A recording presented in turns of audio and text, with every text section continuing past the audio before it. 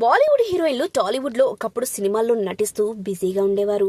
అప్పట్లో వాళ్లకున్న క్రేజ్ తెలుగులో కూడా ఎక్కువగా ఉండటంతో తెలుగులో వాళ్ళు చేసిన ప్రతి సినిమా హిట్ టాక్ ని అందుకునేవి. అలాంటి హీరోయిన్లలో ఊర్మిళ మతోండ్కర్ ఒకరు. దాదాపు అందరు స్టార్ హీరోలతో జతకట్టిన ఈ చిన్నది తన అందాలతో కుర్రకారుని కట్టిపడేసింది. రొమాంటిక్ సినిమాల కన్నా హర్రర్ సినిమాలతో బాగా పాపులర్ అయింది.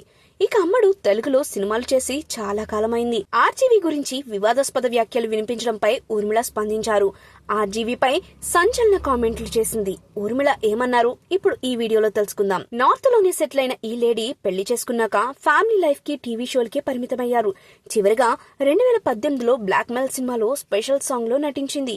ఈ మధ్య ఆర్జీవీకి ఊర్మిళకు మధ్య గొడవలు జరుగుతున్నాయనే వార్తలు ఎక్కువగా వినిపిస్తున్నాయి.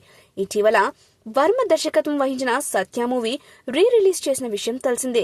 ఈ మూవీ 1998లో వచ్చింది. ఇందులో జేడీ చక్రవర్తి హీరోగా, ఊర్మిళ మతోండ్కర్ హీరోయిన్ గా చేశారు. ఈ సత్య మూవీ రిలీజ్ ఈవెంట్ లో పాల్గొన్న ఊర్మిళ ఆర్జీవీ గొడవలపై క్లారిటీ ఇచ్చింది. ఈ సందర్భంగా ఊర్మిళ మాట్లాడుతూ, గోపాల్ వర్మ దర్శకత్వం వహించిన అంతం, గాయం, రంగీలా వంటి సినిమాల్లో నేను హీరోయిన్ గా నటించాను.